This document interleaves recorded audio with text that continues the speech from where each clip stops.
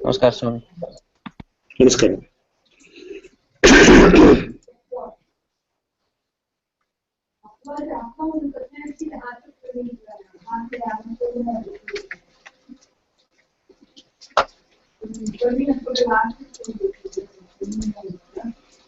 ஆரம்பிக்கலாமா?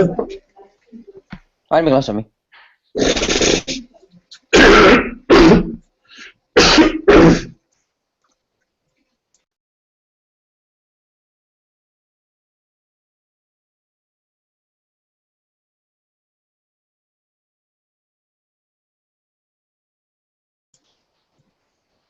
यो नित्यमच्युतपदाम्बुजयुग्मरुक्मं व्यामोहतस्तदितराणि तृणाय मेने अस्मद्गुरोर्भगवतोऽस्य दयैकसिन्धोः रामानुजस्य चरणौ शरणं प्रपद्ये.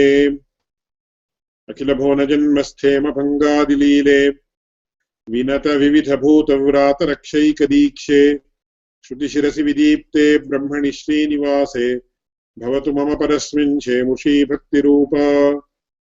पाराश्रीयवचः सुधामुपनिषद्दुग्धाब्धिमध्योद्धृताम् संसाराग्निविदीपनव्यपगतप्राणात्मसञ्जीविनीम् पूर्वाचार्यसुरक्षिताम् बहुमतिव्याघातदूरस्थिताम् आनीताम् तु निजाक्षरैः सुमनसो भौमाः पिबन्त्वन्वहम्.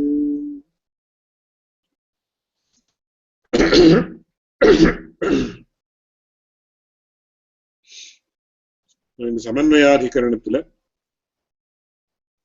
மண்டனமிஷ்டானுயாயிகளாக இருக்கும் மண்டனமிஷ்டானுயாயிகள் சொல்லக்கூடிய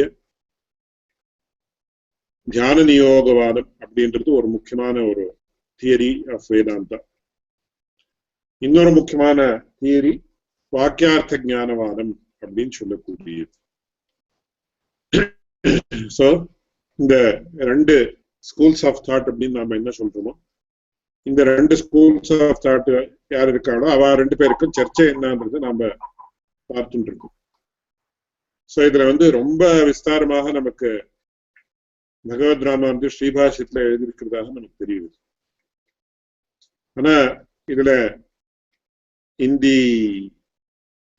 on the premise of having a detailed discussion between these two persons, many important fundamental tenets of Vedanta have been mentioned here.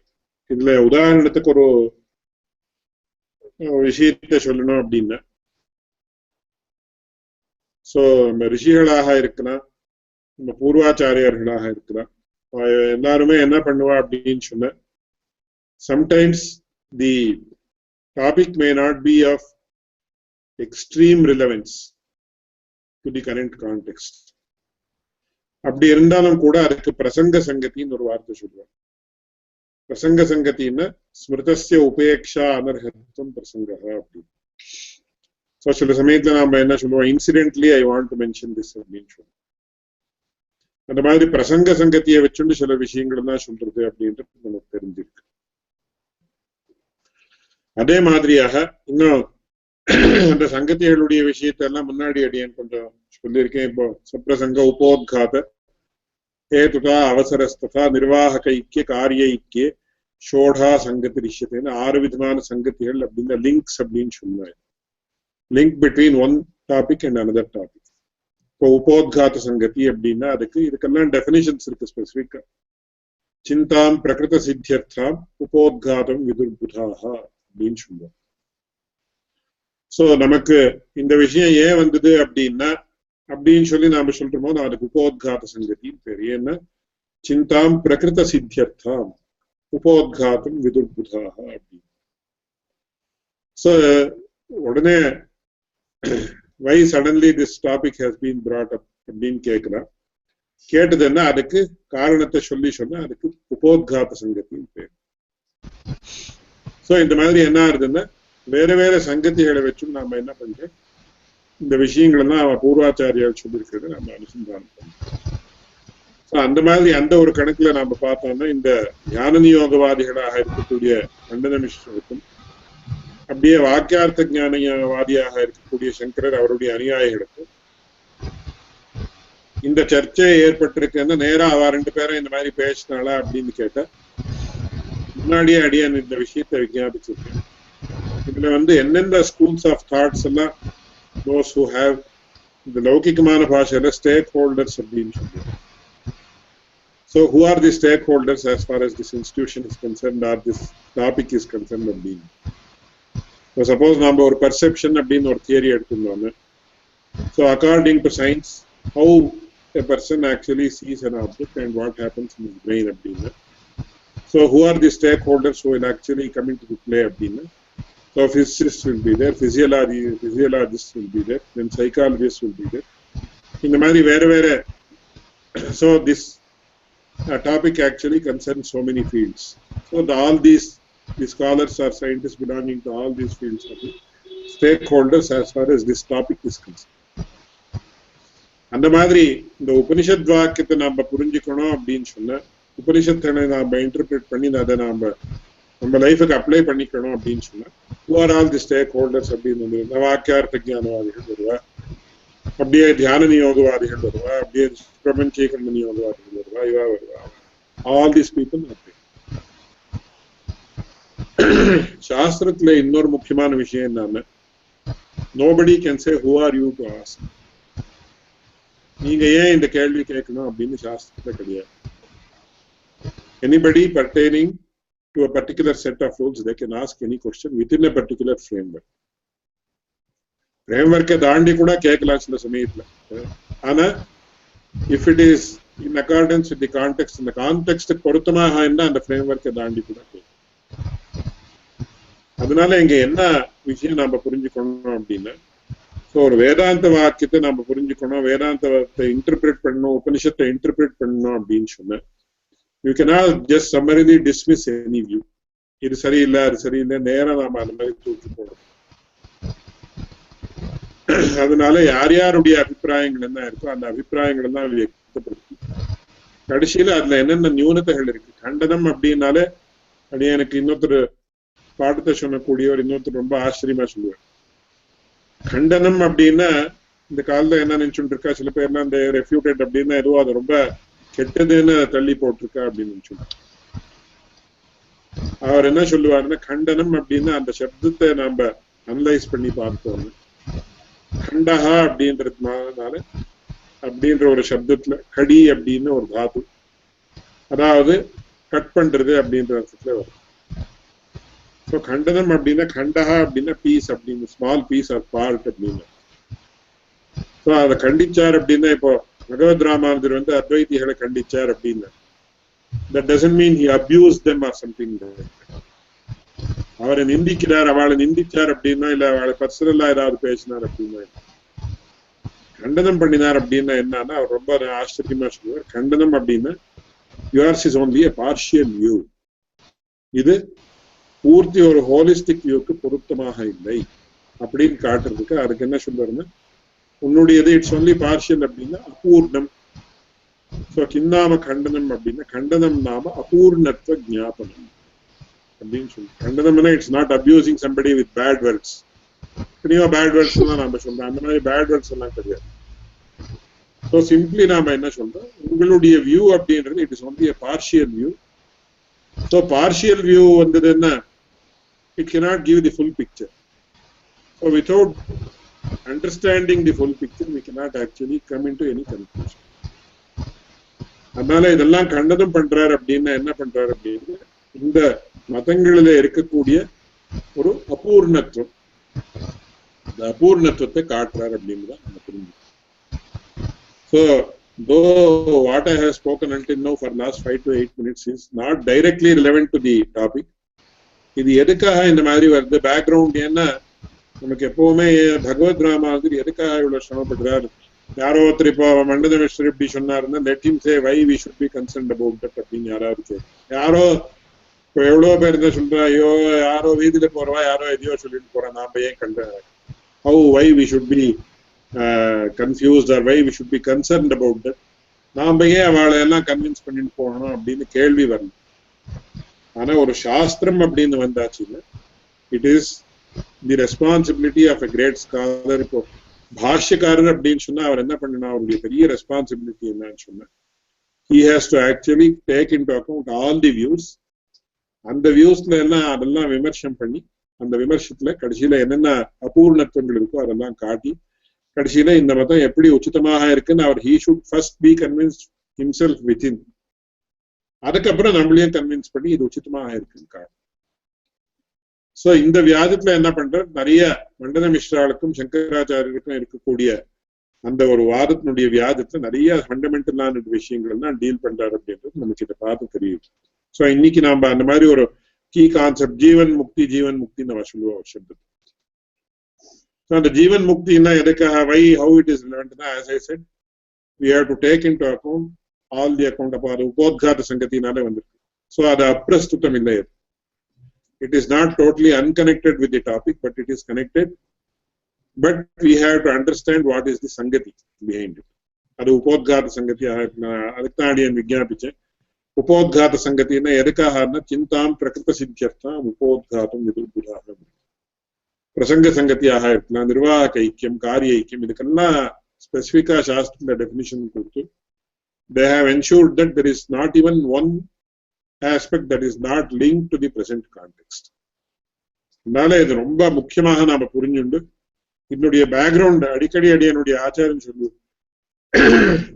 எதுக்காக இவ்வளவு சிரமப்படுறாரு அப்படின்னு நமக்கு தோணும் சில சமயத்துல. But once we understand the background then we are fully convinced. இந்த மாதிரி பண்ணாமல் இருந்தா இது தப்பாக இருக்கும், நமக்கு அந்த அந்த அளவுக்கு we will be able to be convinced. அது ரொம்ப முக்கியமாக நம்ம பார்க்க வேண்டியது. இப்போ போன வாரம் நாம என்ன கவர் பண்ணினோம் அப்படின்னு சொன்ன, சோ என்ன சொன்ன, இந்த வாக்கியார்த்த ஞானத்தாலேயே, அதாவது குரு சொல்லக்கூடிய அகம் தத்துவமசி அப்படின்னு சொல்லக்கூடிய வாக்கியார்த்த ஞானத்தாலே அகம் பிரம்மாஸ்மி என்ற ஞானம் ஏற்படுறது, அதாவது மோட்சம் ஏற்படுறது அப்படின்னு சொன்ன. சோ அந்த மாதிரி ஏற்படலையே எங்களுக்கு இது இல்லையே அப்படின்னு சொன்னா, எப்படி வாக்கியார்த்தம் இது, அதுக்கு மேல கேள்வி என்ன வந்தது அப்படின்னு சொன்னா, இந்த ஜெகத் பிரமம் அப்படின்றதே வேற, வாக்கியார்த்த ஞானத்தாலே உண்டாகக்கூடிய பரிகாரமே வேற. சோ ஜெகத் பிரமம் அப்படின்றது பிரத்யக்ஷ ரூபமான பிரமம். ஒருத்தர் சொல்லக்கூடிய வாக்கியத்தாலே உண்டாகக்கூடிய ஞானத்தாலே, வாக்கியார்த்தத்தாலே உண்டாகக்கூடிய ஞானத்தாலே பிரத்யக்ஷ பிரம்மம் எப்படி போக முடியும் அப்படின்னு ஒரு பிரதானமான கேள்வி. அந்த கேள்விக்காக என்ன சொன்னா, சாப்த அபரோக்ஷ ஞானம் அப்படின்னு ஒரு கான்செப்டை கொண்டு வரும். சப்த பிரமாணத்தாலையும் என்ன ஆகும், பிரத்யக்ஷாத்மகமான ஞானம் உண்டாகும் அப்படின்னு சங்கராச்சாரிய சொல்றார். அதுதான் சாப்த அபரோக்ஷ ஞானம் அப்படின்னு. once again the link is very important. சாப்த அபரோக்ஷ ஞானம் எப்போ சொன்னார் அப்படின்னா, பிரத்யக்ஷ பிரமத்தை வாரணம் பண்றதுக்கு பிரத்யக்ஷ ஞானத்துக்கு அவகாசம் இருக்கு. சோ அதுக்காக போன வாரம் அடியன் இந்த ஹைரார்கி ஆஃப் பிரமாணாஸ் எல்லாம் போட்டு காட்டு. சோ பிரத்யக்ஷ பிரமத்தை வாரணம் பண்ணோம்னா சப்தத்தாலே முடியுமோ அப்படின்னு கேட்டா, அது சாப்த அபரோக்ஷ ஞானம் அப்படின்ற ஒரு கான்செப்ட் இருக்கிறதுனால முடியும் அப்படின்னு Shankaracharya. But that is not tenable அப்படின்னு பகவத் ராமானது மண்டனமிஸ்வருடைய வார்த்தை மூலமாக காட்டுற. அதுக்கப்புறம் இந்த ஜீவன் முக்தி இத்தியாதி விஷயங்கள் எல்லாம் சொல்றாரு. அது என்னன்றது இப்ப பார்க்கலாம்.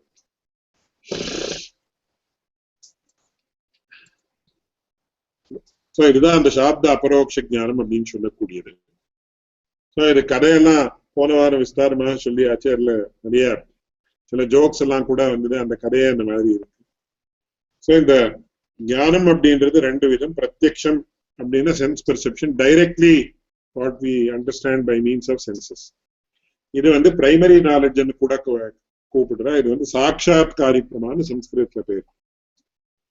இன்னொரு இது பரோட்ச ஞானம் அப்படின்னா அது secondary knowledge. So we understand something through our sense organs, and based on that understanding we conclude something else. அதனால it is not direct knowledge. Inference அப்படின்றது verbal testimony அப்படின்றது. அதனால அதுக்கு எக்ஸாம்பிள்ஸ் எல்லாம் காட்டி முன்னாடியே எக்ஸ்பிளைன் பண்ணிருக்கு. அதனால இப்போ அதை விஸ்தாரமாக சொல்ல போவாங்க. அதனால பரோட்ச ஞானம் இந்த அனுமதி or inference and verbal testimony அப்படின்றது. சோ பரோட்ச ஞான சாமகிரியால பரோட்ச ஞானம் ஏற்படும், பிரத்யக்ஷ ஞான சாமகிரியால பிரத்யக்ஷ ஞானம் ஏற்படும். சோ பிரத்யக்ஷ ஞானத்துக்கு என்ன வேணுமோ, paraphernalia that is required for pratyaksha jnanam gives perception, and the paraphernalia that is required for indirect knowledge gives indirect knowledge. But Shankaracharya enna பண்றாருன்னா he actually in a way ஒரு சாங்கரியம் மாதிரி அதுக்கு பேர் சாங்கரியம் அப்படின்னு சொல்லுவா. in a way he says பரோட்ச ஞான சாமகிரியாலயும் பிரத்யக்ஷம் உண்டாகலாம் அப்படின்னு சொல்லி தசமஸ்தமசி அப்படின்னு சொல்லி ஒரு எக்ஸாம்பிள் கொடுக்குறாரு. குரு தசமஸ்தமசின்னு சொன்ன உடனே தசமஹா அகம் அப்படின்னு சொல்லக்கூடிய ஒரு பிரத்யக்ஷாத்மகமான ஞானம் ஏற்படுது அப்படின்னு சொல்லி, சோ இது சரிபடாது அப்படின்னு சொல்லி மண்டலமிஸ்வருடைய வார்த்தை மூலமாக பகவத் ராமானுஜர் சொல்றார். ஏன்னா அதுதான் இங்க கீழே சொல்றார், அது பாருங்க. நச்ச சப்தயேவ பிரத்யக்ஷ ஞானம் ஜனயதி இதி வக்தும் யுக்தம் தஸ்ய அனிந்திரியத்வாத் ஞான சாமக்ரீஷு இந்திரியாண்யேவ ஹி அபரோக்ஷ ஞான சாதனானி. இதுக்கு அர்த்தம் என்னன்னா, அபரோக்ஷ ஞானத்தை உண்டு பண்ணக்கூடிய ஒரு பேரஃபர்னேலியா சாமகிரி என்ன இருக்கோ அது அபரோக்ஷ ஞானத்தை தான் உண்டு பண்ணும். பிரத்யக்ஷத்தை உண்டு பண்ணக்கூடிய ஞான சாமகிரி என்ன இருக்கோ, அதாவது டைரக்ட்லி இந்திரியங்கள். சோ இந்திரியங்கள் தான் எல்லா ஞானத்துக்கும் காரணமாக இருந்தாலும் கூட நேராக இந்திரிய சன்னிகர்ஷத்தால பை கான்டாக்ட் வித் இந்திரிய என்ன ஆகுதுன்னு சொன்ன அந்த இந்திரிய ஞானம் அப்படின்றது it goes and has contact with the object and then actually that particular object comes into the mind or it is cognized. So aparoksha jnana samagriyale pratyaksha jnanam varadu, paroksha jnana samagriyale aparoksha jnanam, that is pratyaksham, adu undagadu. adanale oruvela indha madiri sonna enna agum appdin sonna the cause of indirect knowledge cannot generate direct knowledge. If we accept that as an exception also, it would lead to several other problems. adile mukhyamana vishayam enna, the dividing factor between direct and indirect knowledge also will vanish. So there is a very clear line between direct and indirect knowledge. adhaan pratyaksham paroksham nu nama sollirukkom. இந்த ஸ்லைட்ல right சைடுல பாருங்க. So ஒருவேளை நாம இதுல இருந்து அதுவும் உண்டானா இதுல இருந்து அதுவும் உண்டானா அப்படின்னு எல்லாம் சொல்லிட்டு போறோம், என்ன ஆகும்? The entire system will get corrupted. So once the system gets corrupted, there cannot be any proper debate or discourse. adanale nacha shabdayeva pratyaksha jnanam janayati iti vaktum shakyam tasya anindriyatvat jnana samagrishu indriyanyeva hi aparoksha sadhanani. adanale இந்த சாப்த அபரோக்ஷவாதம் அப்படின்னு சொல்லக்கூடிய ஒரு வாதம் அப்படின்றது it is not tenable, அது யுக்தமாக இல்லை அப்படின்னு காட்டு. இதுக்கும் பேர்ல அவர் என்ன பண்றார், மறுபடியும் சங்கராச்சாரியர் இன்னொரு வாதத்தை இது பண்றார். சோ இங்க இவர் கேள்வி என்ன கேட்கிறாருன்னா, when the why use the term aparoksha jnana when you can just say pratyaksha jnana.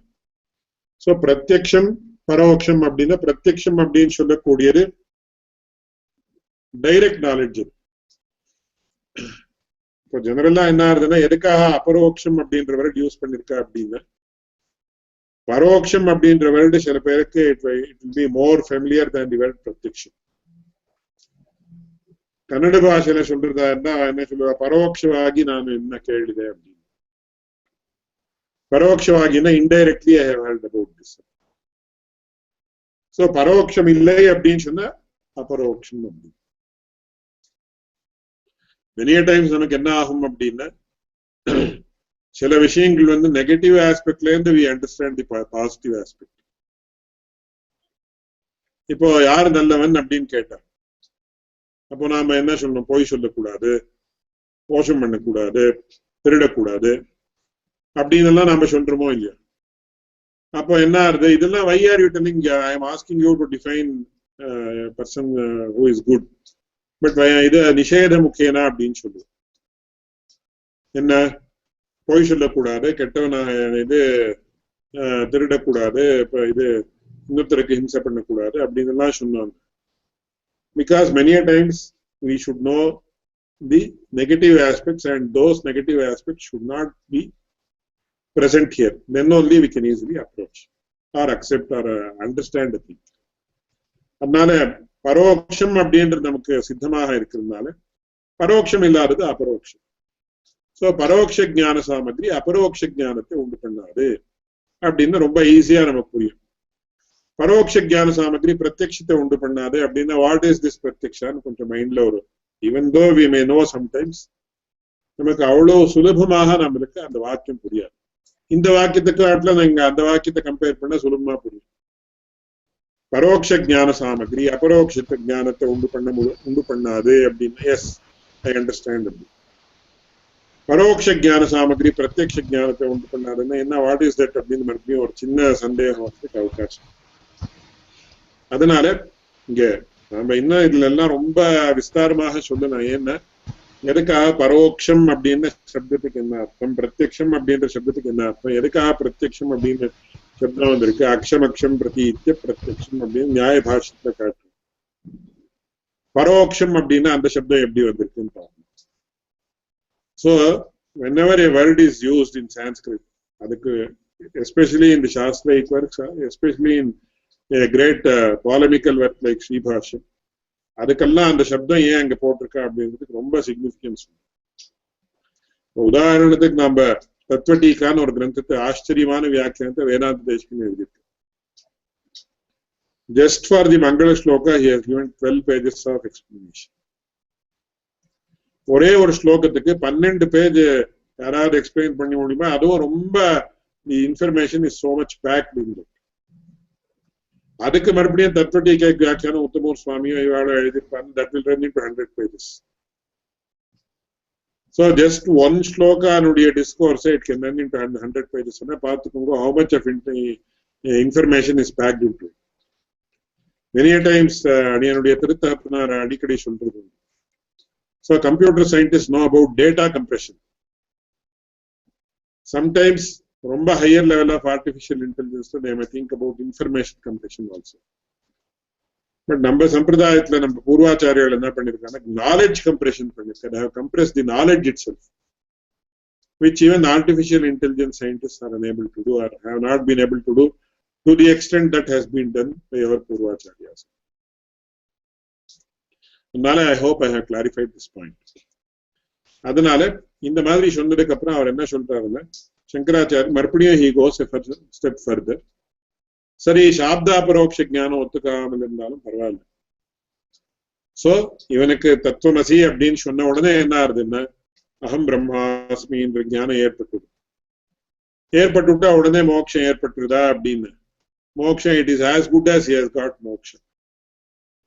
Though he is living, though he is actually having all the perceptions that other people have, though all the conditions of a person who is actually in this samsara is there, he is as good as liberated. Adukku jeevan mukti appdinu oru shabdத்தை சொல்லுது. So though he is still alive, he is as good as liberated appdinu jeevan mukti. ஏன்னா இதுல எப்படின்னா இதெல்லாம் வாதத்துல வேற வேற ஸ்டேஜ்கள். இப்போ ஒரு criminal கேஸ்ல a person is arguing that the convict has been convicted of murder. So conviction, so our murder பண்ணிருக்காரு தீர்மானம் ஆயிடுச்சு. So அப்புறம் என்ன சொல்லலாம்னா, the lawyer might say, இல்ல, though it has been proved that he has killed the person, he has done it in self defense. ஏன்னா he wants that his client should not get any punishment. So அப்போ என்ன சொல்லலாம்னா, of course now it has been proven that he has killed another person, but why should it not be that he has not killed him for self defense? அப்படின்னு ஒரு கேள்வி வந்தா, then the opposition lawyer has to prove that he has not killed the another person or the person who has been killed out of self defense or from the point of view of self defense. அதுக்கு பதில் சொல்லி ஆனோம். இல்ல அதெல்லாம் சொல்ல முடியாது அப்படின்னு சொல்ல முடியாது. So அந்த மாதிரி சொன்னா it will not be universally accepted. அதனால சாப்தாபரோக்ஷவாதம் ஒத்துக்கொள்ளியா, சரி வேண்டாம், ஜீவன் முக்தின்னு ஒத்துக்கோங்க. So even though he is still alive, he is actually as good as liberated. அதனால ஜீவன் முக்தி அப்படின்றது அவன் ஜீவன் முக்தனாக ஆயிடுறான். எப்போ அவன் தத்துவமசின்ற வார்த்தையை கேட்கிறானோ உடனே என்ன ஆகும், அவனுக்கு முக்தி ஏற்பட்டு விடுது. But he still survives in this world. He performs all the tasks that a human being performs, like eating, sleeping, etc. எல்லாம் பண்ணிட்டு இருக்காரு, எல்லாம் சரி.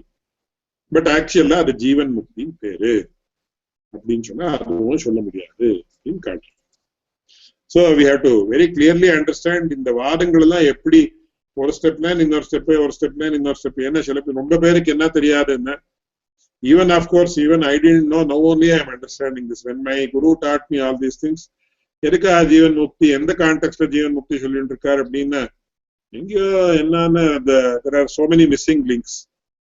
But இப்போ வந்து many a times when I actually prepare these slides or have a previous look for the classes, இந்த மாதிரி progression இருக்கு, this leads to this leads to this அப்படின்னு ரொம்ப ஆச்சரியமா, it's a great revelation for me. So the classes or the discussions that we are having is more beneficial to me rather than anybody else. And for that I am thankful to all of you who are participating in the class. So in the context of Jeevan Mukti அப்படின்றத சொல்றேன். So என்ன சொல்றார், why do we have to say all these things? We only say that both bondage and liberation are illusory. It is therefore that we say that one can be liberated even as he is alive. And this concept is known as Jeevan Mukti.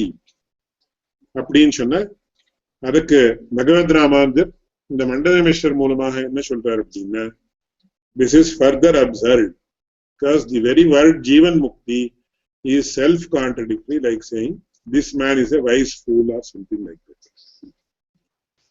அவர் என்ன சொல்றார், பகவத் ராமானுஜருடைய பங்கி பார்க்கலாம். யதோ வாக்கியாத்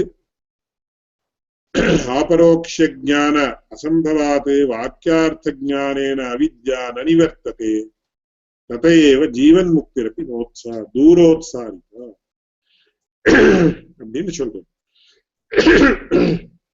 இந்த அவித்யா நிவர்த்தி வாக்கியார்த்த ஞானத்தாலே ஆகாதுன்னு சொன்னாலே என்ன, further if you say that சாப்தாபரோக்ஷவாதத்தாலே ஆகாது அதனால ஜீவன் முக்தின்னு ஒருவேளை நீங்க சொல்லணும்னு if you think of saying like that, even that cannot be said. அப்படின்னா இன்டைரக்ட்லி சாப்தா பரோட்ச ஞானவாதத்தால இந்த ஜெகத் பிரம்மம் அப்படின்னு நிவர்த்தி ஆகல, அவன் முக்தம் ஆகல அப்படின்னு சொன்ன கூட இப்போ ஜீவன் முக்தின்னு வச்சுக்கோங்க அப்படின்னு அவ சொல்றான்றத he anticipates the question. Many times lawyers என்ன சொல்லுவாங்க, you should actually anticipate the question of the prativadi or the opposition lawyer or something like that. அவன் என்ன இந்த மாதிரி கேள்வி கேட்கலாம் அப்படின்றத சொல்லின்னு சொல்லலாம், இல்ல இந்த மாதிரி கேள்வி கேட்டா அதுக்கும் பதில் இருக்கு நாமளே நேரம் சொல்லலாம். இதெல்லாம் அந்த பாலிமிக்ஸ்ல வேற வேற டைமென்ஷன்ஸ். அதனால இவர் என்ன சொல்றாரு இந்த இடத்துல, ஜீவன் முக்தின்னு அவர் சொன்னாருன்னு சொல்லாது, யதோ வாக்கியாத் ஆபரோக்ஷ ஞான அசம்பவாத் வாக்கியார்த்த ஞானேன அவித்யா நிவர்த்ததே ததேவ ஜீவன் முக்திரப்பி தூரோத்சாரிதா காச்சையம் ஜீவன் முக்தி அப்படின்னு அவளை கேள்வி கேட்கிறேன். ஜீவன் முக்தின்னு சொல்றீங்களா, என்ன இது? சசரீரஸ்யைவ மோக்ஷா இதி சேத் மாதா மே வந்தியா இதிவத் அசங்கதார்த்தம் வசஹ யதஹ சசரீரத்வம் பந்தஹ அசரீரத்வமேவ மோக்ஷஹ இதி த்வயைவ ஸ்ருதிபிருபபாதிதம். ஜீவன் முக்தின்னா என்ன அப்படின்னு கேள்வி கேட்டேன். என்ன பதில் சொல்ற, ஒருவேளை நீங்க இந்த சரீரம் இருக்கிறப்போவே ஒருத்தனுக்கு மோட்சம் ஏற்பட்டிருக்குன்னு சொன்ன, அது எப்ப ஏற்பட்ட வார்த்தைன்னா மாதாமே வந்தியா இதிவத் அசங்கதார்த்தம் வசஹ. So my mother is a childless person அப்படின்னு சொன்னா எப்படி அது mutually contradictory, this man is a wise fool அப்படின்னு லௌகிகமான உதாரணம். ஏன்னா அதுக்கு காரணம் என்ன சொல்றார், யதஹ சசரீரத்வம் பந்தஹ அசரீரத்வம் ஏவ மோக்ஷா. சரீரத்தோட இருக்கிறது தான் பந்தம், சரீரம் இல்லாமல் இருக்கிறது தான் மோட்சம். இது த்வயைவ ஸ்ருதிபி உபாதிதம். நீங்கள் சங்கரருடைய அநியாயிகளாக இருக்கக்கூடிய நீங்கள் தான் இப்போ sometime back you mention this. அது என்னன்னா இதுதான் அந்த ஸ்ருதி. இதை விஸ்தாரமாக விவரணம் பண்ணிருக்கேன் முன்னாடியே. நகவை சசரீரஸ்ய சதஹ பிரியா பிரியையோர் அபகதிரஸ்தி அசரீரம் வா வசந்தம் பிரியா பிரியே நஸ்பிருஷதா. எது வரைக்கும் இந்த சரீரம் இருக்கோ அது வரைக்கும் பிரியா பிரியயோகோ அபகதி நாஸ்தி. சுகதுக்கங்களுடைய அனுபவம் அவசியமாக இருக்கதான் இருக்கும். சரீரம் போயிடுத்துன்னு, அதாவது இந்த சரீரம் இல்ல, சூக்ஷ்ம சரீரமும் போய் சரீரமே கிடையாதுன்னு போயிடுத்துன்னா அப்பதான் அவனுக்கு இந்த பிரியா பிரியங்களால விமுக்தி ஏற்படுது. அதாவது சுகதுக்கங்களை தாண்டி போயிடுறான், முக்தனாக ஆகிறான் அப்படின்னு சொல்லி இந்த ஸ்ருதியை சொல்றது. இந்த அத்வைதிகள் சொன்ன, சங்கரருடைய அனுயாயிகள் சொன்னா அப்படின்றது sometime back we just noticed. அதனால காச்சேயம் ஜீவன் முக்தி அப்படின்னா சசரீரஸ்யைவ மோக்ஷா இது சேது மாதாமே வந்தியா இது அசங்கதார்த்தம் வச்சः. யதः சசரீரத்வம் பந்தः அசரீரத்வமேவ மோக்ஷா அப்படின்னு சொல்றது. இதுல நம்ம ரொம்ப முக்கியமான சில கான்செப்ட்ஸ் எல்லாம் இதை நம்ம புரிஞ்சுக்கணும். தர்க்கசாஸ்திரத்துல வர சமயத்துல மோக்ஷம் அப்படின்னா என்ன அப்படின்னா, நாம சித்தாந்த திருஷ்டியில சில விஷயங்கள் எல்லாம் சொல்றோம். அதுக்கப்புறம் சம்பிரதாய திருஷ்டியில வைகுண்ட லோகாப்தி அங்க கைங்கரியம் இத்தியாதி விஷயங்கள் எல்லாம் மேற்கொண்டு அதை ஸ்வகோஷ்டியில, அதாவது யாருக்கு who believe in this particular system அவளோட சொல்லக்கூடிய விஷயம். பட் ஜெனரலாகவே மோட்சம் அப்படின்னா என்ன அப்படின்னா, தர்க்கசாஸ்திரத்துல ஒரு ஆச்சரியமான ஒரு எக்ஸ்பிளனேஷன் கொடுக்கிறார். தத் அத்தியந்த விமோக்ஷா அபவர்கா. அபவர்கா மோக்ஷா எல்லாம் ஒரே பதம், ஒரே பரியாய பதம். மோக்ஷம் அப்படின்னு நிறைய டைம்ஸ் அடியனுடைய ஆச்சாரியர் கூட கேட்குவார், என்ன மோக்ஷம்னு என்ன நினைச்சுட்டு இருக்கீங்க அப்படின்னு கேட்பார். அதுல ரொம்ப ககனமான விஷயங்கள் எல்லாம் உண்டு, இருக்கட்டாரு இன்னொரு சமயத்துல அடியன். சோ அதுல தத் அத்தியந்த விமோக்ஷா, தத்து என்ன துக்கம், பாதனா லட்சணம் துக்கம் அப்படின்னு துக்கத்தினுடைய டெபினிஷன். அந்த துக்கத்தால அத்தியந்த விமோக்ஷா அப்படின்னு சொன்னா அதுக்கு ரெண்டு விதமாக சம்ஸ்கிருதத்தை சொல்லுவா, சாஸ்திரத்தை சொல்லுவா. ஏகாந்தத ஆத்தியந்திகத துக்க நிவர்த்தி. மோட்சத்துல என்ன ஆகும் அப்படின்னா, first all the negative aspects போகணும். அதுதான் துக்கம் அப்படின்றதுதான் நெகட்டிவ் ஆஸ்பெக்ட். அது எப்பேற்பட்ட ரீதியில போகணும் அப்படின்னு, இப்போ எனக்கு தலைவலி வந்திருக்கு, நான் ஒரு டேப்லெட் சாப்பிட்ட உடனே தலைவலி போயிடுது, துக்க நிவர்த்தி ஆச்சு, மோட்சம் உண்டாச்சா அப்படின்னு இல்ல. ஏன்னா துக்க நிவர்த்தி அப்படின்றது போச்சு, ஆனா மறுபடியும் நாளைக்கு தலைநோவு வரலாம், or after 2 days I can get headache. So அது ஏகாந்திக துக்க நிவர்த்தின்னு பேர். அது சம்பூர்ணமாக போகணும் துக்கம் அப்படின்றது, மறுபடியும் துக்கமே உண்டாகாத மாதிரி போயிடணும். அது ஒண்ணு. ரெண்டாவது ஆத்தியந்திக துக்க நிவர்த்தி, சம்பூர்ணமாக துக்க நிவர்த்தி ஆகணும், மறுபடியும் உண்டாகாத மாதிரி துக்க நிவர்த்தி ஆகணும்.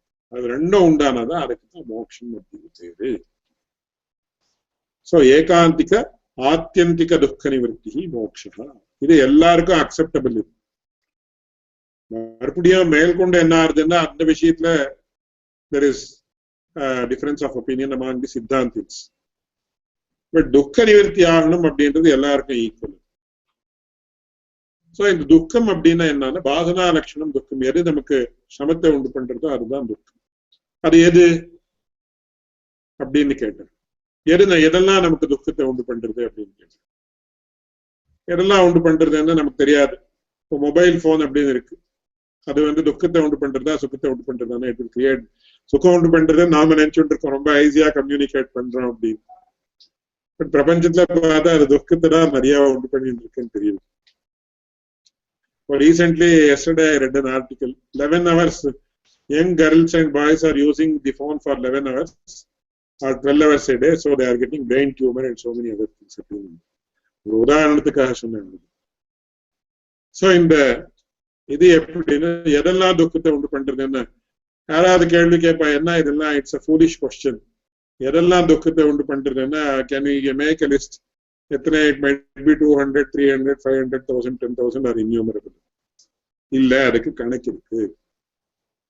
ஏகவிம்சதி விதானி துக்கானி ஏகவிம்சதி வித துக்கத்வம்சா மோட்சா அப்படின்னு ஸ்பஷ்டமா நியாயசாஸ்திரத்துல சொல்றது.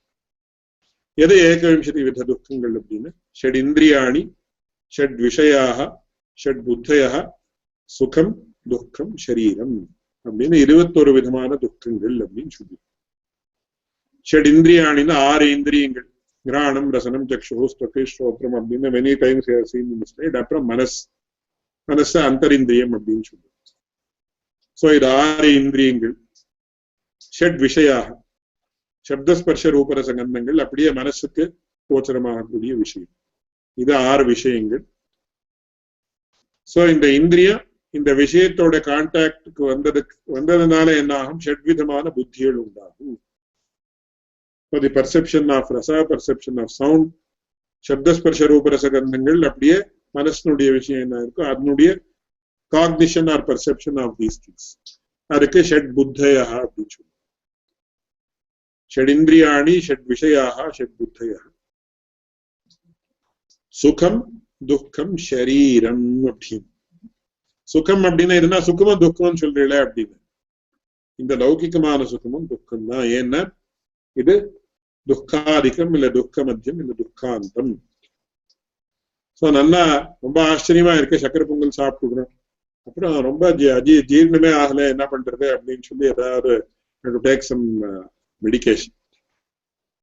இல்ல இந்த காலில் எத்தனையோ ராஜசாகாரங்கள் தாமசாகாரங்கள் எல்லாம் சாப்பிடுவோம். அதுல இருந்து ஏதாவது அந்த சமயத்தை ரொம்ப அந்த வெங்காயம் இதெல்லாம் போட்டிருக்கிறதெல்லாம் சாப்பிட்டு ரொம்ப சந்தோஷம் ஆகும்னு சொல்லுவாரு. அந்த மாதிரி சாப்பாடே கிடையாது. இட் இஸ் சோ இது யாராவது அதை சாப்பிடாம இருந்தா they are actually losing out on life, losing out on the pleasures of life அப்படின்னு தான் சொல்லுவோம். பட் சாப்பிட்ட உடனே என்ன ஆகும்னா after 2 or 3 hours the will effects அதனுடைய துக்கங்கள் எல்லாம் காட்ட ஆரம்பிக்கும். சோ அதனால இந்த சுகம் எப்ப ஏற்பட்டது அப்படின்னா துக்காந்தம். ஏஹி சம்ஸ்பர்ஷதா போகாக துக்க யோனி. அதெல்லாம் ரொம்ப விஸ்தாரமா சொல்லலாம் உபன்யாசம். அதனால சுகம் அப்படின்னா இந்த லௌகிகமான சுகம், அதுவும் துக்கம் தான். லௌகிகமான துக்கம்ன்றதுல எந்த சந்தேகமும் கிடையாது. அப்புறம் சரீரம் அப்படின்னு. சோ சரீரம் அப்படின்றது ரொம்ப, இந்த சரீரத்தை பத்தி சொல்லணும்னா நிறைய விஷயங்கள் சொல்லணும். அதுக்கு பெரிய ஞானிகளாக இருக்கக்கூடியவா எப்படி சொல்லியிருக்காங்க? சுகதுக்க போகாயத்தனம் சரீரம். சுகத்தை அனுபவிக்கிறதுக்கும் சரீரம் வேணும், துக்கத்தை அனுபவிக்கிறதுக்கும் சரீரம் வேணும். So it is a medium. So அதை நாம இந்த சரீரத்தை வச்சு நாம என்ன பண்றோம்? அதை மிஸ்யூஸ் பண்றோம். அதுக்கெல்லாம் வேதாந்த தேசிகனுடைய தயாசத்துக்கத்துல ரொம்ப ஆச்சரியமா இருக்கு. அச்சித் அவிசிஷ்டான் ஜந்து நவலோக்கிய பிரளய ஜாத நிர்வேதா கர்ணகலேபர யோகம் விதரசி ரிஷசைலநாத கருணையத்தும் அப்படின்னு பகவானுடைய கருணையை என்ன பண்ணிருக்கா? நம்ம இந்த ஆத்மாவுக்கு இந்த சரீரம் இந்திரியங்களை கொடுத்திருக்க. எதுக்காகன்னா நம்ம பகவானுடைய தியானம், பகவானுடைய அர்ச்சனம், பகவானுடைய பிரணாமம் இதெல்லாம் பண்ணி மோட்சத்தை அடையணும். ஃபார் திஸ் ஆத்மா to get liberated. But we are actually misusing it, abusing it. அந்த விஷயம். சோ அது ஒரு ஆஸ்பெக்ட். ஆனா இந்த சரீரம் இருக்கிற வரைக்கும் இவனுக்கு துக்கம் அப்படின்றது ஏற்படும். Even after leaving this body சூக்ஷ்ம எது வரைக்கும் இவனுக்கு மோட்சம் ஏற்படாதோ அது வரைக்கும் இவனுக்கு துக்கம் உண்டு. ஏன்னா சரீரம் உண்டு. அது இந்த ஸ்தூல சரீரமாக இருக்கலாம், இந்த சூக்ஷ்ம சரீரமாக இருக்கலாம். அதுக்கும் பேக்ரவுண்ட்ல இருக்கக்கூடிய இன்னொரு காரண சரீரம் அப்படின்னு சொல்லுவோம். அதை பத்தி கூட நிறைய விஷயங்கள் தெரிஞ்சுக்க வேண்டியது. பட் மொத்தத்துல இந்த ஏகவிம்சதி வித துக்கங்கள் எது அப்படின்னு கேட்டா ஷடிந்திரியாணி ஷட் விஷயாக ஷட் புத்தயா. அதாவது 6 into 3 is 18. 6 இந்திரியங்கள், 6 விஷயங்கள், 6 புத்திகள், 6 ஞானங்கள். அந்த இந்திரியங்கள் அந்த விஷயத்தோட சம்பந்தத்தை உண்டு பண்ணுவதால் உண்டாகக்கூடிய ஞானங்கள், அதான் புத்திகள். அதுக்கப்புறம் சுகம் துக்கம் சரீரம். சுகம் லௌகிகமான இந்த சரீரம் இருக்கக்கூடிய சமயத்துல நாம சுகம் நினைச்சுக்கிறோமே அதுவும் துக்கம் தான். துக்கம் ஆக்சுவலி துக்கா இட் செல்ஃப் இஸ் துக்கா, there is no doubt about that. அதுக்கப்புறம் சரீரம். சோ இந்த ஏகவிம்சதி வித துக்க துவம்சா மோக்ஷா அப்படின்னு சொல்லுவாங்க. சோ இங்க பிரகிருதத்துல இதுக்கு எப்படி அன்வயம்னு சொன்னா சரீரம் எது வரைக்கும் இருக்கோ அப்போ முக்தன்னு எப்படி சொல்ல முடியும்? ஜீவன் அப்படின்னா என்ன? ஜீவாத்மா ஜீவதி ஜீவதிவா என்ன படிச்சிருக்காரா அப்படின்னா என்ன அர்த்தம்? ரொம்ப ஆச்சரியமா சொன்னார். மிருத்யுன்னா என்ன? பழிச்சிருக்கக்கூடிய அவஸ்தைன்னா என்ன? செத்து போயிருக்கிறதுன்னா என்ன அப்படின்னு. சரீரம் அப்படின்றது அதுக்கு ஷாவு கிடையாது. ஏன்னா சரீரம் அப்படின்றது ஒரு திருஷ்டில அச்சேதனமான வஸ்து. சரீரம் அப்படின்னா இப்போ this of course bone is dead அப்படின்னு சொல்றோம். பட் இது இப்போ இந்த ஒரு ஆயின்மெண்ட் இது இருக்கு இங்க. Is this has died அப்படின்னு யாராவது சொல்றாங்க? Because there is no, it is not alive, so it cannot die. அப்படியே ஆத்மான்றது நித்தியமான வஸ்து, அதுக்கு ஷாவே கிடையாது. சோ ஜீவதி என்ன ஜீவிதாவஸ்தை அப்படின்னா என்ன, இந்த சரீரத்துல இந்த ஆத்மா இருக்குன்னு அது ஜீவிதாவஸ்தை. சோ அந்த சரீரத்துக்கும் ஆத்மாவுக்கும் சம்பந்தம் விட்டு போச்சுன்னா அதுதான் வேற ஒண்ணு. சோ ஆத்மாவுக்கு சரீர சம்பந்தம் இருக்குன்னா துக்க சம்பந்தம் இருக்குன்னு அப்போ முக்தி எப்படி ஆக முடியும்? சரீர சம்பந்தம் எப்போ போறதோ அப்போதானே போன உடனே முக்தி ஏற்படணும் அப்படியே சொல்ல முடியாது ஒரு திருஷ்டியில. But this much is very much clear that சரீரம் எது வரைக்கும் இருக்கோ அது வரைக்கும் முக்தி ஏற்படாது. சோ ஜீவன் முக்தா அப்படின்னு சொல்லுங்க. ஜீவதி அப்படின்னா முக்தான்னு வராது, முக்தா அப்படின்னு சொன்ன ஜீவன் அப்படின்னு. அதுக்காக அவர் என்ன சொல்றார், ஜனனீமே வந்தியா இதுவது வியாகதார்த்தம். he is a very wise fool அப்படின்னு எப்படி சொல்ல முடியும்? if he is wise he cannot be a fool. if he is a fool he cannot be a wise person. or janani me vandyana, my mother doesn't have children, and my mother and எப்போ சொல்றோமோ அப்போவே he has children அப்படின்னா அவள் வந்தியான்னு பேரு, வந்தியாத்துவம் கிடையாது அப்படின்னு அர்த்தம். அதனால பகவத் ராமாயணத்தில் இங்க ரொம்ப கிளியரா சொல்றாரு. அண்ட் அதுக்கு உபோத்பலகமாக ஸ்ருதி வாக்கியங்களா இருக்கு. என்ன சொல்றது அந்த ஸ்ருதி வாக்கியங்கள் அப்படின்னு? It is very clear that நகவை சசரீரஸ்ய சதா பிரியாப்பிரியோர் அபகதிரஸ்தி அசரீரம் வா வசந்தம் பிரியாப்பிரியே நிஸ்பிருஷதா. அதனால ஜீவன் முக்தி அப்படின்ற ஒரு சப்தம், அது இந்த சப்தமே சரிப்படாது. And the explanation given by the followers of Shankaracharya is not correct அப்படின்றது முக்கியமான விஷயம்.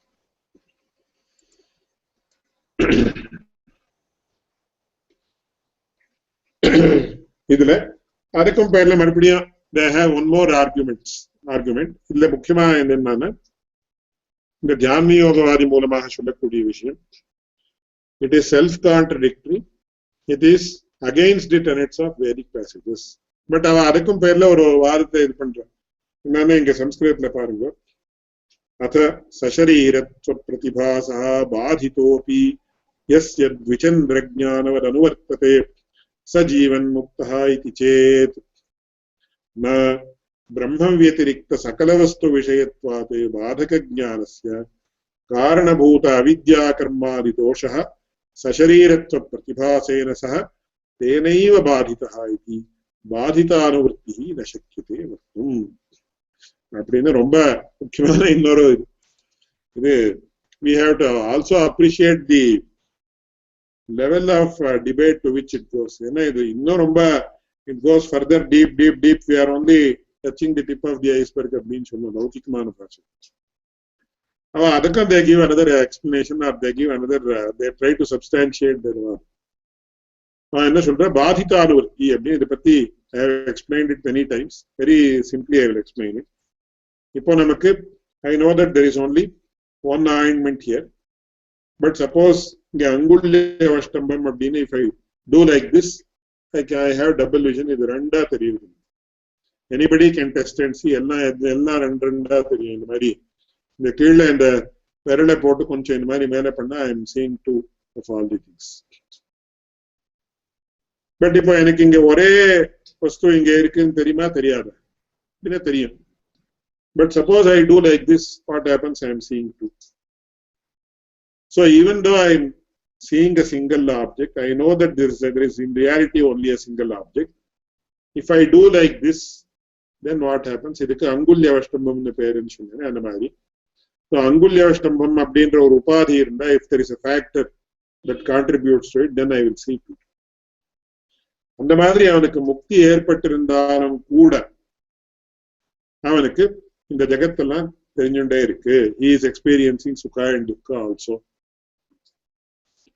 because சரீரம் அப்படின்ற உபாதி இருக்கே, சரீரம் அப்படின்ற ஒரு உபாதி, he is as good as mukta, he is as good as a liberated person. But since this factor called sharira still exists, what happens? He is as if he is experiencing pain and misery and happiness. வாஸ்தவமாக இல்லை. இது அப்படின்னு சொன்னான்னா அதுவும் சரிப்படாது. ஆக்சுவலா this argument seems to be very valid many times. ஆனா அதுவும் சொல்ல முடியாது அப்படின்னு சொல்லி காட்டுறோம். சோ இதுக்கு பாதிதானுவர்த்தின்னு இன்னொரு கான்செப்ட். இதெல்லாம் பெரிய பெரிய கான்செப்ட்ஸ் வேதாந்தத்துல. and many times I have discussions with few intellectuals in this field. அவன் என்ன சொல்றா, சயின்ஸ்ல இதுக்கெல்லாம் parallels இருக்குன்னு சொல்றான். so actually many times இப்போ இது a senior scholar who is well versed in Western philosophy அவர் என்ன சொன்னாருன்னா, there is a theory called representationism in science. அவன் என்ன சொல்றா, you can never cognize the reality in this world. What you are seeing is totally an illusion. You are only seeing a representation of that particular object. So in reality you can never see actually you can never see any object that is called as representation. அவரோட விஸ்தாரமா எனக்கு விவரணம் எல்லாம் கொடுத்தாரு. So இதுக்கு இதுல சயின்ஸ்ல பௌத்த மதத்துல கூட இந்த மாதிரி ஒரு மதம் இருக்கு, சௌத்ராந்திக மதம் அப்படின்னு ஒரு மதம். அவன் என்ன சொல்ற, பாஹ்யார்த்தம் அனுமேயம் அப்படின்னு சொல்றான். எல்லாம் ரொம்ப விஸ்தாரமாக இந்த கான்செப்ட்ஸ் எல்லாம் எக்ஸ்பிளைன் பண்றேன். So அர்த்தாகாரேண ஞானாகாரேண அர்த்தாகாரः அனுமீயதே. So suppose I see this, இதுல இருந்து எனக்கு என்ன தெரியுதுன்னா, I have understood this ointment அப்படின்னு எனக்கு தெரியுது. So ointment அப்படின்ற ஒரு ஞானம் எனக்கு வந்திருக்கணும்னா I should have seen some object, I should have known some object, but that object is beyond my cognition. Only I am able to infer because I have understood, or I have understood that I have got the cognition of an ointment. So என்ன சொல்றா, ஞானாகாரேண அர்த்தாகாரः அனுமீயதே. நான் சொன்ன this representationism seems to be seems to match with the Buddhist perspective. Buddhist perspective of Vaibhashya Sautrantikas. பாஹ்யார்த்தங்கள் எல்லாம் அனுமேயம், பாஹ்யார்த்த அனுமேயத்துவாதான் பேரவாளுடைய வாதம். அதனால என்ன ஆகுது, இந்த மாதிரி there are so many theories. So இந்த ஜீவன் முக்தின்றதுக்கு அவன் ஃபர்தர் எப்படி சப்ஸ்டான்ஷியேட் பண்றா அப்படின்னா, எப்படி நமக்கு ஒரே வஸ்து இருந்தாலும் கூட there is only a singular object, but இந்த அங்குல்யவஷ்டம்பம் அப்படின்னு சொல்லி என்னுடைய விரலை நான் கீழே போட்டு கொஞ்சம் என்னுடைய இந்த the portion between my below my I அதை கொஞ்சம் இந்த மாதிரி மேலே அழுத்தி பிடிச்சுட்டேன்னா ரெண்டா தெரியுது. So even though in reality I know that it is only one, I am seeing two objects because of this upadhi called அங்குல்யவஷ்டம்பா. இதை பத்தி முன்னாடி நிறைய சொல்லியிருக்கிறதுனால இப்போ விவரணம் கொடுத்துக்கோ. அதே மாதிரி அவன் முக்தனாக ஆயிடுறான். முக்தனாக ஆயிருந்தாலும் due to some factors அவனுடைய சரீரம் இருக்கிறதுனால he is experiencing சுகம் and துக்கம், but in reality it does not exist அப்படின்னு சொன்னா அப்போ என்ன ஆகும், அதுவும் சரிப்படாது அப்படின்னு சொல்லி பகவத் ராமானுஜர் காட்டுறார். அத சசரீரத்வ பிரதிபாசः பாதிதோபி யஸ்ய த்விச்சந்திரஜானவத் அனுவர்த்ததே. த்விச்சந்திரஜானம் அப்படின்னா அதுதான்.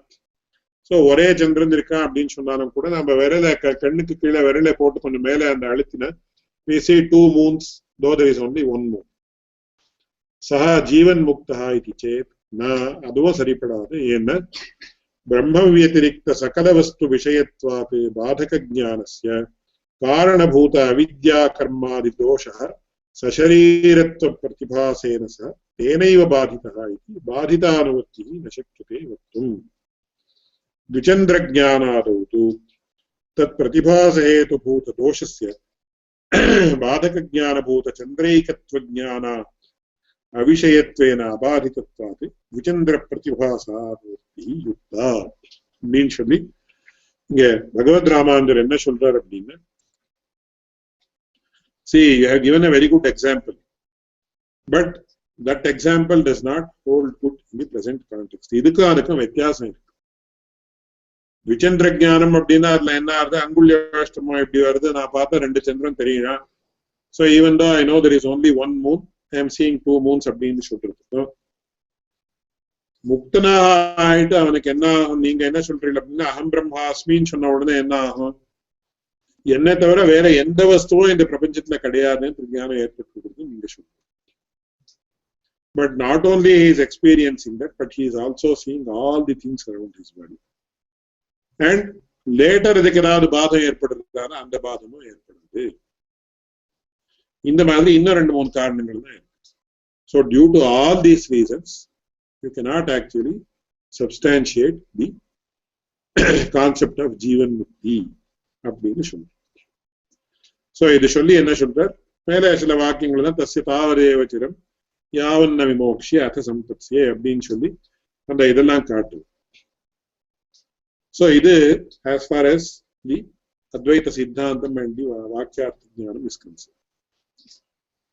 But இதுல ஒரு விமர்சனம் அப்படின்னு, so this is as far as the text is concerned.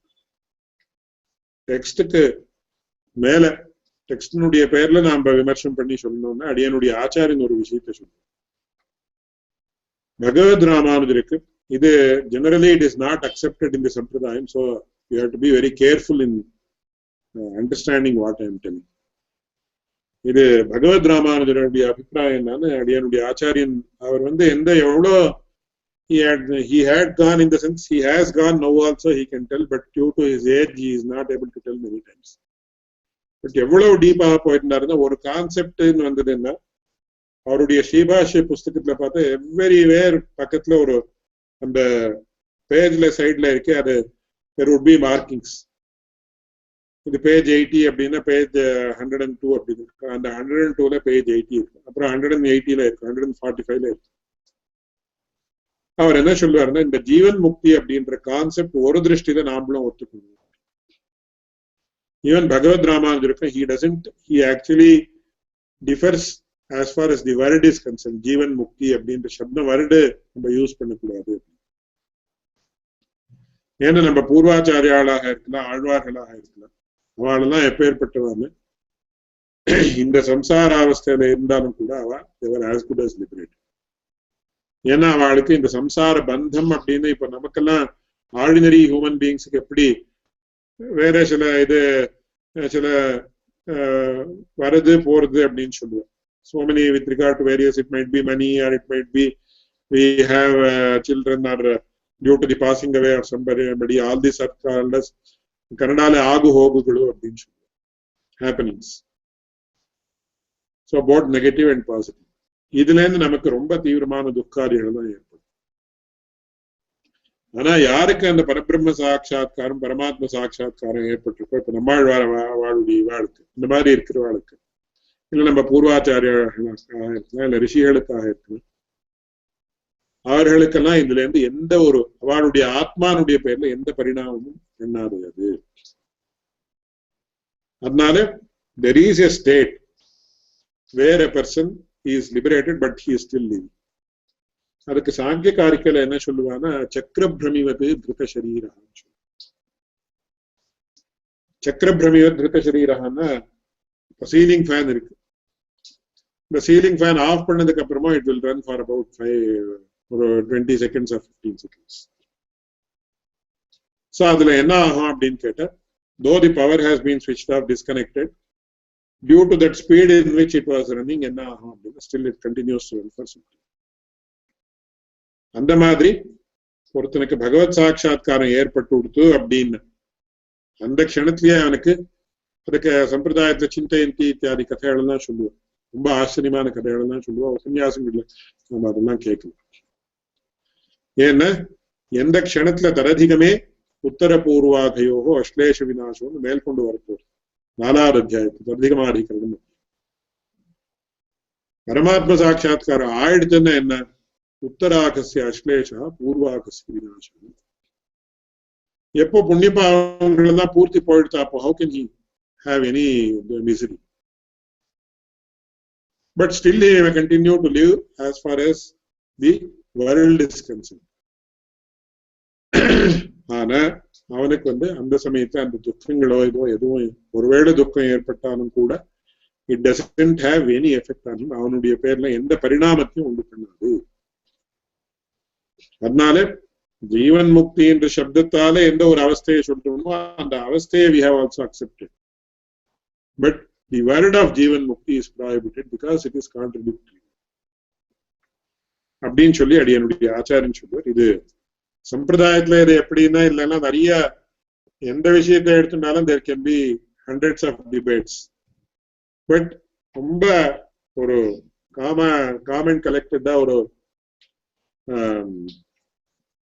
ஆகிரகங்கள் எதுவும் இல்லாமல் யோசிச்சு பார்த்தா நம்ம பூர்வாச்சாரியாருடைய சரித்திரங்கள் எல்லாம் நம்ம வாசிச்சிருந்தாங்க. அவளும் நம்ம போல சம்சார அவஸ்தையில இருந்தா நாம கண்டிப்பா இது பண்ண முடியாது. அதனால அவளும் அந்த ஜீவன் முக்தி அவஸ்தைன்னு அந்த சப்தம் சொல்லாமல் தேவர் ஆல்சோ இன் தட் ஸ்டேட் அப்படின்னு நம்ம சொல்லுவோம். இவன் அத்வைத்திகள் சொல்ற ஜீவன் முக்தின்னு சொல்றதுக்கும் what I am telling in the context of அடியனுடைய ஆச்சாரியன் சொன்ன விவரணத்தை சொல்றதுக்கும் நிறைய டிஃபரன்ஸ் இருக்கு. So we should not confuse these two things, and that doesn't mean that he is actually substantiating the concept of Jivan Mukti that is mentioned by Shankaracharya. So idu adiyanuடைய ஆச்சாரியர் சொல்லிருக்கக்கூடிய விமர்சனம், it has to be understood in the proper spirit and it is not for debate. Of course, any doubts which can arise, I am very happy to clarify provided I know the answer. ஆனா இது வந்து டிபேட்டுக்கு விஷயம் இல்லை. இது வந்து நம்ம அப்படியே அதை எந்த ஸ்பிரிட்ல சொல்லியிருக்காரோ அந்த ஸ்பிரிட்ல புரிஞ்சுக்கணும்னு ரொம்ப அற்புதமான விஷயம்ன்றது அந்த we can realize how great this topic or concept is. So இன்னைக்கு இன்னும் நிறைய விஷயம் சொல்லணும்னு இருந்தாலும் கூட அதுக்கெல்லாம் ஸ்லைட்ஸ் எல்லாம் ப்ரிப்பேர் ஆயிருந்தது.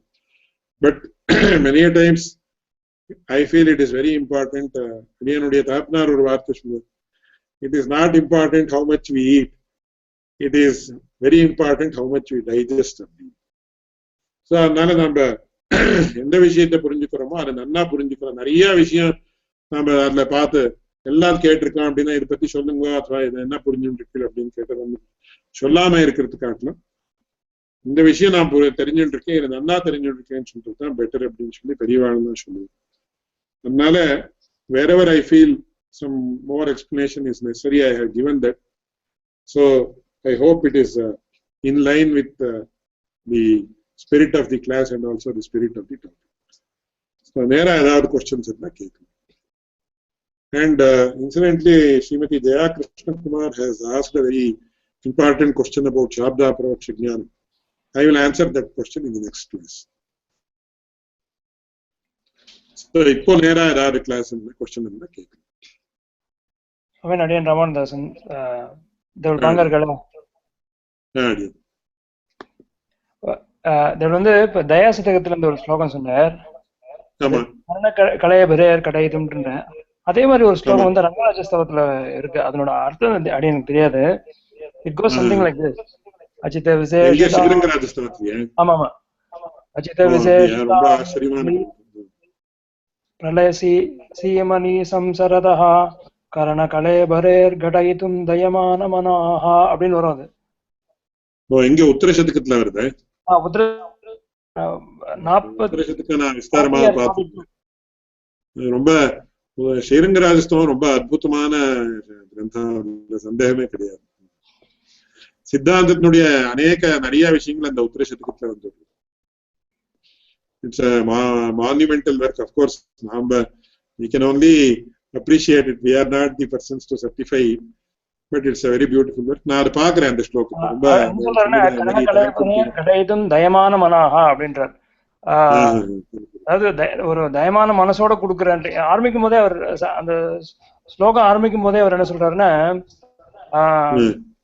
மானம் பிரதிம காரணிகோ ததாதி அப்படின்றார். முதல்ல ஆரம்பிக்கும் போதே ஹர்த்தும் தமஸ் சரஸ்வதி விவேக்தும் ஈஷா மானம் பிரதீபமே காரணிகோ ததாதி அப்படின்றார். அதாவது அறிவிலா மனசர் எல்லாம் தமிழ்ல சொல்ற மாதிரி ஆச்சாரியத்துல முதல் சூத்திரத்துல வரும். அறிவிலா மனசர்கள் சம்சாரமாக விளக்கிலே விழுந்து கொண்டு இவர்களுடைய அறிவுக்கு ஏற்ற ஞானம் என்னும் விளக்கேற்றி அப்படின்றது. அது வந்து I think it is actually taken out from this முதல் ஸ்லோகம் நினைக்கிறேன். ஆனா இந்த ஸ்லோகத்தோட அர்த்தம் வந்து உங்களை அடுத்த கிளாஸ்ல தேவல் கொஞ்சம் சொன்னா இதுவா இருக்கும். எது பத்தி? இந்த அந்த கரண கடைபரே கடைதும் தயமான மனாஹா அப்படின்ற நான் பாக்குறேன். நான் பார்த்து சொல்றேன். வேற ஏதாவது கொஸ்டின் இருக்கா? நமஸ்காரம். நீங்க ஒரு சமயத்துல 3 டெஃபினிஷன் சொன்னீங்க மோட்சத்துக்கு. சம்பிரதாயப்படி ஒண்ணு, சித்தாந்தப்படி ஒண்ணு, தார்க்கிக சாஸ்திரத்தை பத்தி ஒண்ணு. மோட்சம் வந்து அந்த கான்செப்ட் ஆஃப் மோட்சம் வந்து பாக்குறது 3 ஆங்கிள் பார்க்கலாம்னு சொன்னேன். சம்பிரதாய ஆங்கிள் ஒண்ணு பார்க்கலாம், தட் இஸ் வைகுண்ட லோகத்துல பெருமாள் கைங்கரியத்துல இருக்கிறது. அப்புறம் சித்தாந்தத்துல ஒண்ணு பார்க்கலாம், பந்தத்துல விடுபடுறது. இன்னொன்னு தார்க்கிக சாஸ்திரம், தர்க்க சாஸ்திரம் பிரகாரம். அது கொஞ்சம் இன்னும் கொஞ்சம் டீடைல்டா சொல்ல முடியுமா 3 டெஃபினிஷனையும்? இல்ல, அது சம்பிரதாயத்துல வந்து இப்போ இல்ல when you see from philosophy அப்படின்னு வந்ததுன்னா அதுல வந்து நம்ம பௌராணிக ஆஸ்பெக்ட்ஸ் எல்லாம் சில சமயத்துல we will not be able to bring, because அத்வைதிகளோட நாம டிஸ்கஸ் பண்ற சந்தர்ப்பத்தில் it should be purely based on the இது. அப்கோர்ஸ் புராணமும் பிரமாணமா எடுத்துக்கிறோம், அந்த விஷயம் வேற. பட் பிலாசபி அப்படின்னு வந்ததுன்னா it should pertain to certain factors, அந்த பேராமீட்டர்ஸ் எல்லாம் இருக்குது. ஸோ இப்போ வைகுண்ட லோகாப்தி அங்க கைங்கரியம் பண்றது எப்படின்னு சொல்றதெல்லாம் அது ஜெனரலா ஒன்ஸ் இந்த மாதிரி ஆறுதுன்னு சொன்னதுக்கு அப்புறம் ஏற்படக்கூடிய விஷயம். அந்த சம்பிரதாயத்துல சொல்லக்கூடிய விஷயம் வேற. சம்பிரதாயத்துல இப்போ அதெல்லாம் இப்போ பகவத் ராமாந்தர் வைகுண்ட வர்ணனங்கள்லாம் இதெல்லாம் பண்ணிருக்கார். அவருக்கு அந்த மாதிரி ஒரு தர்சனம் ஏற்பட்டது அப்படின்னு சொல்லி that is how it is actually mention. சித்தாந்தம் அப்படின்னு வரக்கூடிய சந்தர்ப்பத்துல என்னன்னா, அப்போ நமக்கு உபனிஷத்துல குணாஷ்டக யோகம் அப்படின்னு ஏற்படும். குணாஷ்டக யோகம் அப்படின்னு அபாத பாப்மா விஜரஹா விமிருத்யு விஷோகா தீகத்ஸா அபிபாசா சத்தியசங்கல்பா அப்படின்னு சொல்லி குணாஷ்டக யோகம் ஏற்படுது. Either then they talk about they go only until that point. So இந்த குணாஷ்டக யோகமும் உண்டாருதா இல்லையானா தர்க்கசாஸ்திரத்துல வந்து ஃபர்ஸ்ட் அது ரொம்ப அதுக்கு தர்க்கசாஸ்திரத்துக்கு வந்து ஆக்சுவலா பழைய காலத்துல லோகாயத்தம் அப்படின்னு பேர். That is universally acceptable, universally that can actually be experienced அப்படின்னு சொல்லக்கூடிய விஷயம் தான் தர்க்கசாஸ்திரத்துல. ஸோ அது பேசிக் இது, that is accepted by all people. அதுக்கு தான் ஃபர்ஸ்ட் ஃபண்டமெண்டல் டெஃபினிஷன் ஆஃப் மோக்ஷா இஸ் தத் அத்தியந்த விமோக்ஷா அபவர்க்கா. துக்கங்கள் எல்லாம் சம்பூர்ணமாக போயிடணும், மறுபடியும் வராத இருக்கிற மாதிரி போயிடணும். ஸோ இது ரெண்டு ஏகாந்ததா ஆத்தியந்ததா அப்படின்னு எல்லாரும் சாங்கியகாரிக்கல கூட வருது. திருஷ்டேசா அபார்த்தா சேத்து நைகான ஏகாந்தாத்தியந்ததோ பாவாத் அப்படின்னு சொல்லி ஏகாந்ததா ஆத்தியந்திகதச்ச துக்க நிவர்த்தி அப்படின்னு. So the fundamental definition of மோக்ஷா இஸ் தட் மோக்ஷம் சம்பூர்ணமாக மறுபடியும் வராமல் இருக்கக்கூடிய ரீதியில போயிடுறது அப்படின்னு சொல்றது மோக்ஷம். ஃபர்தர் வாட் ஹேப்பன்ஸ், அதுக்கு இவ வேதாந்தத்துல என்ன சொல்றாருன்னா, சரி அதுக்கு நீங்க தர்க்க சாஸ்திரத்தை சொல்றது it is not correct, because அப்போ முக்தேகே பாஷாண கல்பத்வாபத்தின்னு ஒரு ரைஸ் அன் அப்ஜெக்ஷன். இப்போ ஒரு கல் இருக்கு, கல்லுக்கு இந்த ஏகவிம்சதி துக்கங்கள் உண்டா? கிடையாது. ஏகவிம்சதி துக்க தும்சம் அதுக்கு ஆயிருக்குன்னு சொல்லாமே. அப்போ மோட்சம் அப்படின்றது இந்த கல் மாதிரி ஆயிடுற நீன்னு சொன்ன மாதிரி ஆறுது அப்படின்னு சொல்ற. அது it is not correct from a very fundamental point of view. ஏன் அப்படின்னு சொன்னா, மோட்சத்துக்கு துக்கமே கிடையாதுன்னு சொன்ன, துக்க பிரசக்தி இருந்தனால இல்லைன்னு சொல்றது. சோ யாருக்கு துக்கமெல்லாம் போயிடுத்துன்னு, துக்கம் போயிடுத்துன்னு யாருக்கு சொல்றோம்? நமக்கு துக்கம் இருந்தவனுக்கு தானே துக்கம் போய், இந்த கல்லுக்கு துக்கம் போயிடுத்துன்னு யாராவது சொல்லுவாளா? அதனால அவ எந்த திருஷ்டியில சொல்றாரு, you should not stop at this. துக்க துவம்சம் ஏற்படுறது அதோட நிற்க கூடாது, நிரதிசயமான சுகமும் உண்டு மோட்சத்துல அப்படின்றத நாம புரிஞ்சுக்கணும் அப்படின்னு சொல்றதுக்காக அந்த ஸ்பிரிட்ல வேதாந்த சாஸ்திரத்தை சொல்றோம். But from a layman's point of view, first என்ன, நமக்கு சுகம் உண்டாகுமோ இல்லையோ தெரியாது, துக்கம் போயிடுனா அதுக்கு ஒரு ரொம்ப பியூட்டிஃபுல்லான எக்ஸாம்பிள் கொடுக்குறேன். பாராபகமே சுகி சம்ருத்தோகம் இதிவத்து. பெரிய கல்ல சோன்னு வந்துட்டு இருக்கான் ஒருத்தர். So he is having on his over 100 kgs கல் சோன்னு வந்துட்டு இருக்கு. So he has to bring it for 1 mile அப்படின்னு. ஒரு மைல் வந்ததுக்கு அப்புறம் அது கீழே இறக்கி வைக்கணும். அப்பா இப்போ சுகம் ஏற்பட்டது. வாஸ்தவமாக அப்போ ஏதாவது சுகம் ஏற்பட்டதா இல்ல அந்த பாரத சுமந்து இருந்ததுனால எந்த துக்கம் போச்சான்னு? துக்கம் போச்சு, அதுதான் சுகம் நினைச்சுதான். சோ நமக்கு பாசிட்டிவாக சுகம் ஏற்படுறதோ இல்லையா அந்த விஷயம் வேற. சத்யா துக்கம் இல்லாமல் இருந்தா போறோம் அப்படின்ற first that is the stage. என்ன சம்ஸ்கிருதத்துல ஒரு வார்த்தை சொல்லுவாங்க, முதல்ல அனிஷ்ட நிவர்த்தி ஆகட்டும், இஷ்ட பிராப்தி அப்புறம் பார்த்துக்கணும். First let me come out of this, then let me see what happens to this அப்படின்னு சொல்றோமோ இல்லையா? யாரோ ஒருத்தர் சொல்லுவா false accusation பண்ணிருக்கா, he is facing some charges, so you have to give him a proper reply. அவனுக்கு சரியா நீ புத்தியை கல்பிக்கணும் அப்படின்னு சொல்லுவா. இப்போ சொல்லுவா Sathya, first let me come out of this charges, then let us think about taking revenge. அதனால முதல்ல பேசிக்கா எல்லா ஜீவிகளுக்கும் வேண்டியது என்னன்னா துக்க நிவர்த்தி அப்படின்றது. சோ தத்யந்த விமோக்ஷா அபவர்கன்றது நமக்கு ஸ்பஷ்டமாக நமக்கு தெரியுது. சோ அதுதான் பேசிக்கா எல்லாரும் ஒத்துக்கணும். அது that is accepted by all. So cessation of all the miseries. Then positively what happens அப்படின்னா, that is not under the purview of Tarkashastra. அது நிரதிஷிமான் சுகம் ஏற்படலாம், பிரம்மானந்தம் ஏற்படுறது, அப்படி ஏற்படுறது. Of course they don't say அதெல்லாம் இல்லை அப்படின்னு. ஃபர்ஸ்ட் இதை we will start with this அப்படின்னு சொல்றோமோ அந்த அர்த்தத்தை அவசியம். ஸோ அதுக்கப்புறம் சித்தாந்தத்துல குணாஷ்டக யோகம் இதெல்லாம் சொல்றது, மேற்கொண்டு சம்பிரதாயத்துல போனப்போ வைகுண்ட லோகத்துல கைங்கரியம் இது சொல்றது, இதெல்லாம் வேற வேற ஸ்டேட்ல வேற வேற சொல்லக்கூடிய.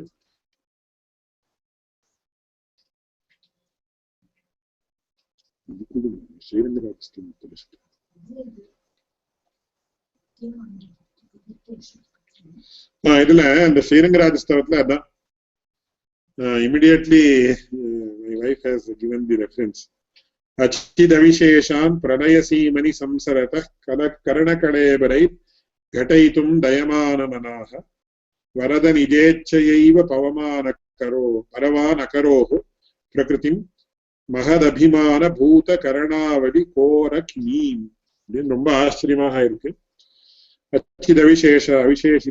அச்சிதவிசேஷிதானு பிரளயசீமனி சம்சரதः கரணகலேபரைஹ घटयितुं दयमानमनाः வரதா அப்படின்னு பகவானை சொல்லி, நிஜேச்சையைவ பரவான் அகரோஹோ, உன்னுடைய இச்சையினாலேயே நமக்கு இதெல்லாம் கொடுத்திருக்கே அப்படின்னு. பிரகிருதி மகத் அபிமானபூத கரணாவதி கோரக்கினீம் அப்படின்னு சொல்லி இந்த பிரகிருதி தத்துவம் மகத் தத்துவம் அப்படியே பிரகிருதேர் மகான் ததா அகங்காரா, அதுல இருந்து இந்த இந்திரியங்கள் இந்த சரீரம் இதெல்லாம் கொடுத்திருக்கே அப்படின்னு சொல்லி சொல்றோம். அதுதான் இந்த ஸ்லோகம் 41வது ஸ்லோகம். இதுல உத்தர சதகம் ஸ்ரீரங்கராஜஸ்தவத்துல அச்சிதவிசேஷிதான் பிரளயசீமனி சம்சரதः கரணகலேபரைர் घटयितुं दयमानमनाः வரத நிஜேச்சையைவ பரவானகரோஹ் பிரகிருதிம் மகதபிமானபூத கரணாவலி கோரக்கினீம் அப்படின்னு ரொம்ப ஆச்சரியமான அற்புதமான ஸ்லோகம். சோ இதுதான் அந்த ஸ்லோகம்.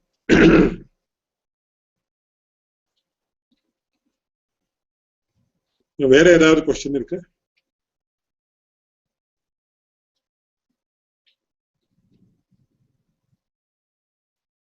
So class முடிக்கலாமா?